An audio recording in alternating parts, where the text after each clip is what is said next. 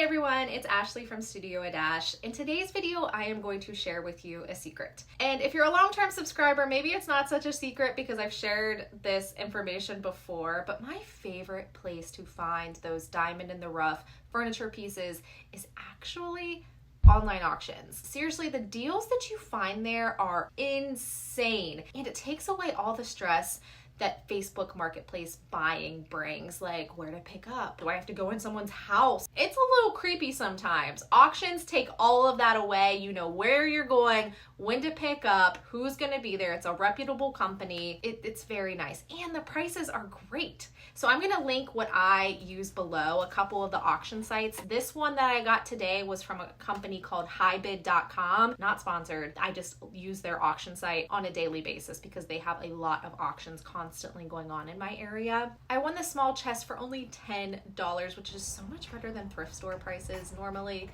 It's small, but it has such great bones. It's definitely seen better days, but that's what we're gonna do today, is give it a makeover. Now, I know a lot of you are just starting out with furniture flips, or you're just wanting to know the easiest way to paint your own furniture. So this video is going to be super beginner friendly. I'm only gonna be using an orbital sander and a paint roller. That's it. I'm gonna walk you through every step from prepping to painting. So let's get started.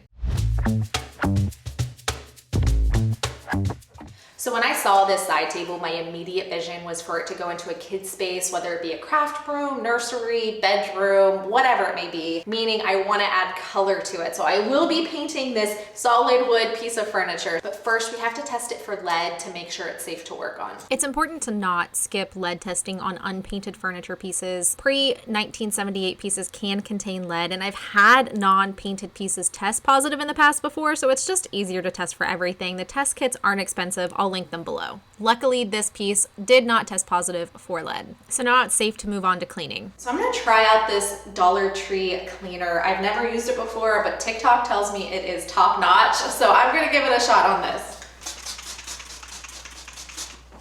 It smells pretty good.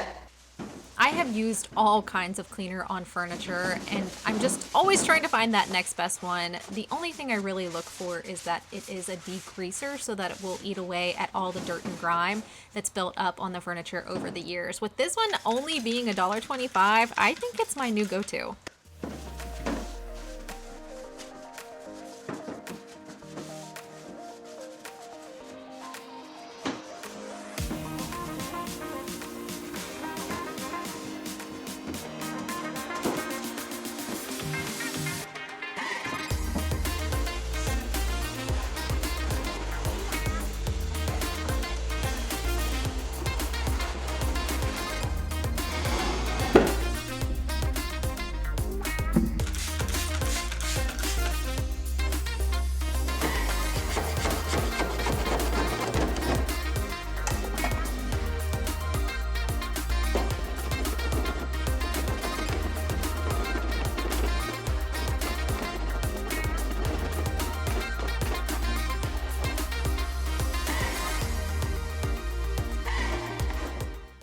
So no matter what I tried, this gunk, whatever it is, would not come off. I even soaked it in more cleaning solution. So as soon as I could get as much off as I could, I knew that I would just try to sand the rest off, and we'll kind of get to that later. Now it's time to sand, and I'm only going to scuff sand the surface to prep it for paint. Scuff sanding is all about the tooth that creates the tiny scratches on the surface. This is what gives our paint something to really grab onto. I'm using my orbital sander with 220 grit sandpaper. I only use fine grit sandpaper to scuff sand because the goal isn't about stripping off the surface. It's about lightly roughing up the surface to create better adhesion. And if you use a low grit sandpaper, you're creating deeper scratches and you're not gonna get that nice smooth surface once it's painted. So this top had a lot of uneven surfaces from where the old finish was coming off, and the wood was a bit damaged from it. So I had to keep sanding until the surface felt smooth to the touch.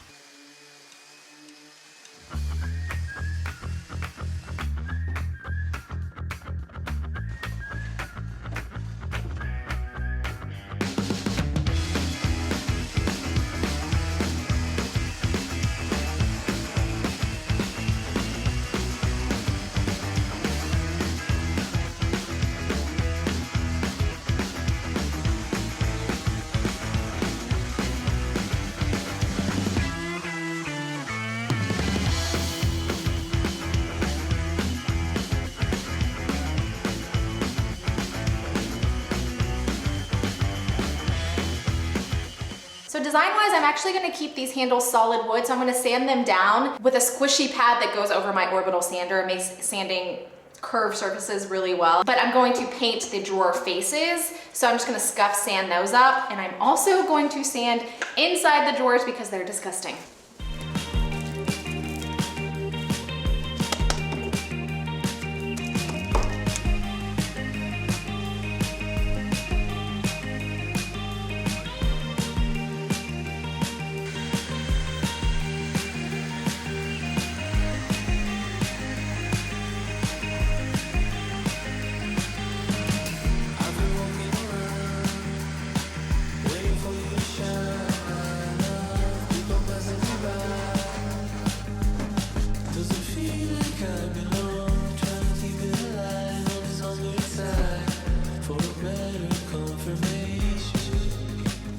So when I was scuff sanding, I was able to uncover what type of material and wood this is, and it's not great quality. So I'm actually glad I'm not staining it and decided to paint it because it's plywood, it's poplar, so it's super green, but I am still gonna stain the handles. But before I stain the handles, I'm gonna prep it for primer.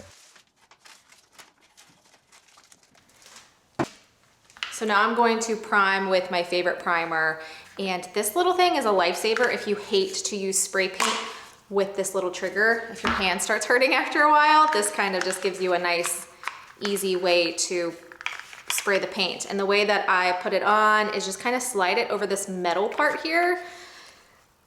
And I use my body to help because it's not super easy, but you have to kind of go in and kind of slide it on until you hear it click and just line it up so the hole is in the opening and you're ready to spray.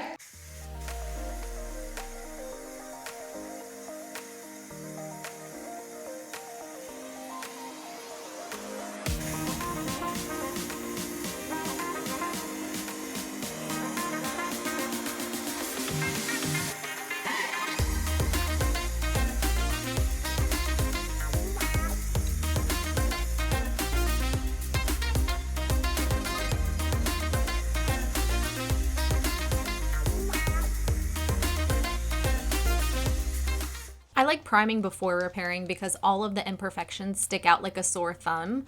So I'm going to repair them with something called Bondo glazing putty. It's designed for small imperfections like nail holes, scratches, and minor dents. It dries super quick and sands really easily, just making it the best for prep work for these small imperfections like this. First, I apply a small amount of putty directly to the hole. My favorite tip is a little goes a long way. I apply the putty with my putty knife, slightly overfilling the hole. This ensures that when I sand, it will be a perfectly level surface. And then I just repeat this process for all the holes and imperfections that needs to be filled.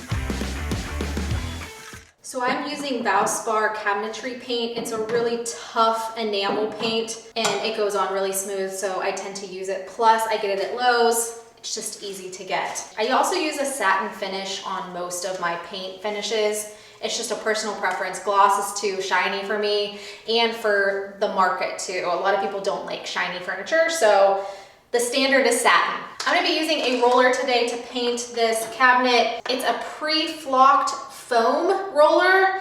It gives a really great finish. So if you're looking for that spray-like finish when you're painting furniture, it's a really good option.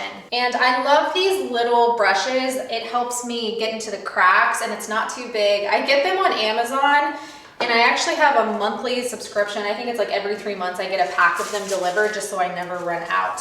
All right, so let's paint. Let's load up the roller. You really shouldn't overload it with paint like I did. You want the roller to be evenly coated, not dripping, but this goes to show you, even if it's dripping, you can still make it work. Don't overthink painting. If you can paint a wall, you can paint a piece of furniture. Just use long, even strokes, applying light pressure. Don't press too hard or you're gonna get drips and uneven coverage.